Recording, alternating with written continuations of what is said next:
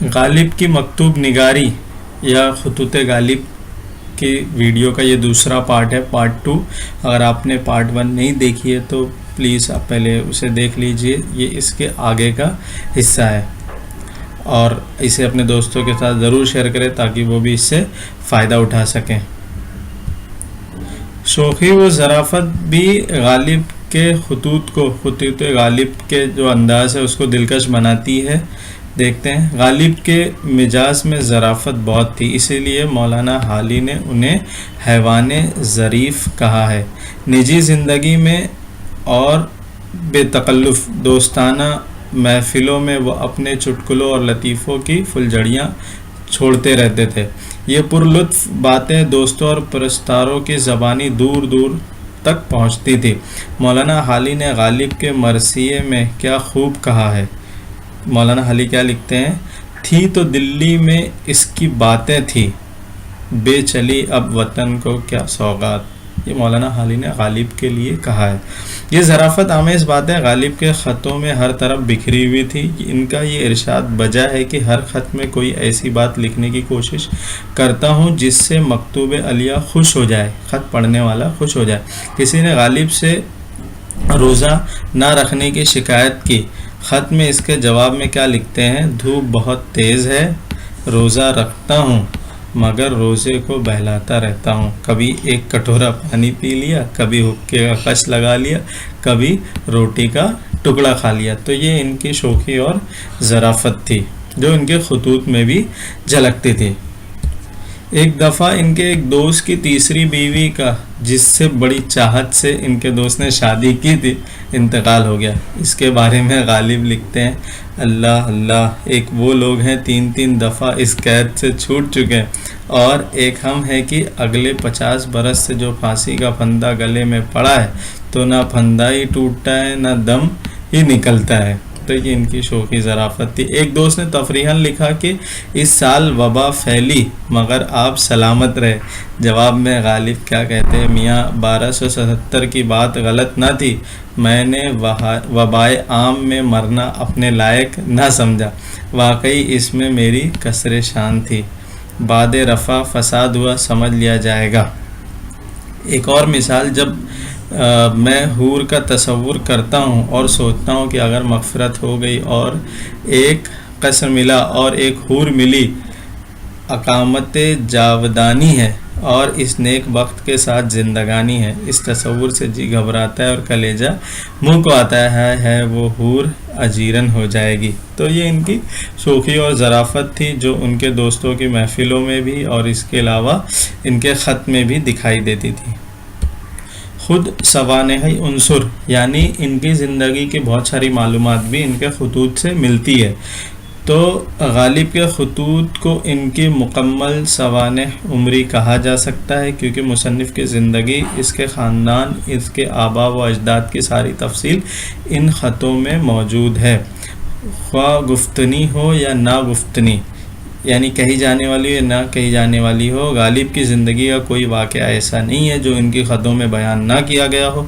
ان کے سارے غم، ساری خوشیاں، تمام کامرانیاں اور ناکامیابیاں، شراب نوشی کا ذکر، جوا کھیلنے کے جرم میں جیل جانے کا حال، ایک ستم پیشہ ڈومنی کو مار رکھنے کا واقعہ، پینشن بند اور دوبارہ جاری ہونے کا واقعہ، غرض یہ کہ خطوط غالب جو ہے وہ غالب کی زندگی کی مکمل کتاب ہے۔ ان کی زندگی کے ایام تنگ دستی اور بیماری میں گزرے، اس لیے حوصلہ مندی کے باوجود ان کی طبیعت پر افسردگی کا غلبہ نظر آتا ہے۔ ایک خط میں لکھتے ہیں کہ میرا حال اب یہ ہے کہ شعر کہنے کی روش اور اگلے کہے ہوئے اشعار سب بھول گیا، مگر ہاں اپنی ہندی کلام میں سے 1.5 شعر یعنی ایک مقطع اور ایک مصرع یاد رہ گیا، سو گاہ بگاہ جب دل الٹنے لگتا ہے تو تب 10-5 بار یہ مقطع زبان پر آ جاتا ہے۔ وہ کیا مقطع ہے کہ زندگی اپنی جب اس شکل سے گزری غالب، ہم بھی کیا یاد کریں گے خدا رکھتے تھے۔ پھر جب سخت گھبراتا ہوں اور تنگ آتا ہوں تو یہ مصرع پڑھ کر چپ ہو جاتا ہوں، اے مرگ ناگہاں تجھے کیا انتظار ہے۔ تو یہ خصوصیات ہے ان کے غالب کے خطوں کو خطوط غالب کو دلکش بناتے. آگے بھی دیکھتے ہیں اور کیا خصوصیات. اگلی خصوصیات ہے غالب کی دلی. ان خطوں میں عہد غالب کی دلی کی سچی تصویر نظر آتی ہے.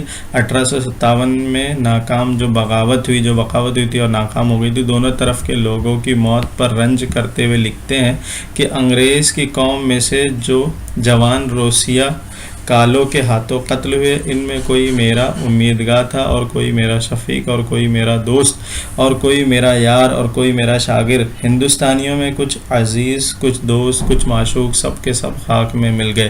ایک عزیز کا ماتم کتنا سخت ہوتا ہے، جو اتنے عزیزوں کا ماتم دار ہو اس کو زیست کیوں کر نہ دشوار ہو. ہائے اتنے یار میرے کہ اب جو میں مروں گا تو میرا کوئی رونے والا بھی نہ ہوگا. ان خطوط کی سب سے بڑی اہمیت یہ ہے کہ جدید نثر کی بنیاد انہی خطوط پر استوار ہے، یعنی انہی خطوط پر رکھے گئے. سر سید نے جو طریقہ اپنایا تھا، وہ طریقہ، جو اسلوب، جو اسٹائل اپنایا تھا، وہ انہی خطوط غالب کو سامنے رکھ کر اپنایا تھا. اردو زبان کی ارتقاء میں ان کا نہایت اہم حصہ ہے.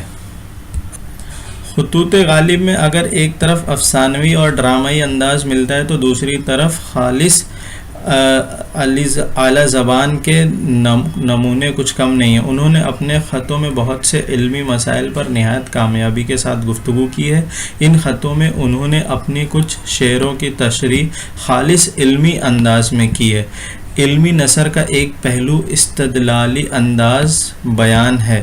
اردو میں استدلالی نثر کا سر سید کو ٹھہرایا جاتا ہے، لیکن حقیقت میں اس کا پہلا نقش غالب کے خطوط میں ملتا ہے. غالب کس طرح دلیلوں سے اپنا نقطۂ نظر واضح کرتے تھے اور کس طرح مخاطب کو قائل کر لیتے تھے، اس کا انداز امین الدین خاں کے نام سے اس خط سے لگایا جا سکتا ہے. خط میں کیا لکھتے ہیں؟ آج تک سوچتا رہا کہ بیگم صاحبہ قبلے کے انتقال کے باب میں تم کو کیا لکھوں. تعزیت کے واسطے 3 باتیں ہیں: اظہار غم، تلقین صبر اور دعائے مغفرت. ان کا انداز دیکھیے.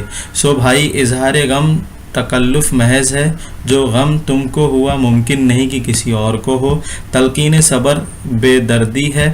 یہ سانحہ عظیم ایسا ہے جس نے غم و رحلت نواب کو تازہ کیا. پس ایسے موقع پر صبر کی تلقین کی جائے. رہی دعائے مغفرت میں کیا، میری دعا کیا، مگر چونکہ وہ میری مربیہ اور محسنہ تھی، دل سے دعا نکلتی ہیں. تو یہ جو استدلالی انداز ہے، یہ اس ایک پیسج سے لگایا جا سکتا ہے، اس کا اندازہ لگایا جا سکتا ہے. بیانیہ نثر جو ہے، بیانیہ نثر یعنی حالات، واقعات اور مناظر کی تصویر کشی. غالب کو اس میں غیر معمولی مہارت حاصل تھی. ان کے خطوط میں ان کی اپنی اور دوسروں کی زندگی کے حالات اور بے شمار واقعات کا بیان ملتا ہے. مثلا صبح کا وقت ہے، جھاڑا خوب پڑ رہا ہے، انگیٹھی سامنے رکھی ہے، 2 حروف لکھتا ہوں، ہاتھ تاپتا جاتا ہوں. یہ بیانیہ نثر ہے. تخلیقی نثر کے دلکش نمونے بھی موجود ہیں. تخلیقی نثر میں عام طور پر شعری وسائل کا استعمال ہوتا ہے، جیسا کہ غالب کے اس جملے میں نظر آتا ہے: کبھی اٹھتا ہوں تو با تکلف اتنی دیر میں جتنی دیر میں قد آدم دیوار اٹھتی ہے.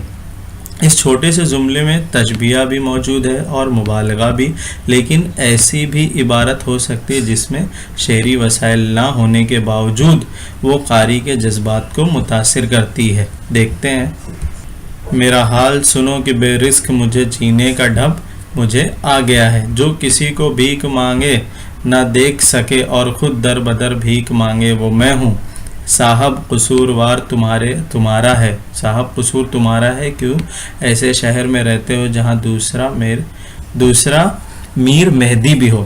افسانوی اور ڈرامائی نثر بھی اسی ذیل میں آتی ہے اور غالب کو دونوں پر کامل قدرت حاصل ہے. اس کی مثال ہے غالب کا مشہور خط سنو عالم 2 ہے، ایک عالم ارواح اور ایک عالم آب و گل. اسے تمثیلی اسلوب بھی کہا جا سکتا ہے. اس خط کی چند سطروں میں غالب اپنی زندگی کی پوری کہانی استعارے کنائیے میں سنا دیتے ہیں. غالب کو اس کا اندازہ بھی نہ ہوگا جو کام تفریحاً محض دل لگی کے لیے کر رہے تھے وہ ایسا نتیجہ خیز ثابت ہوگا. ان خطوں پر جدید اردو کی زبان کا بنیاد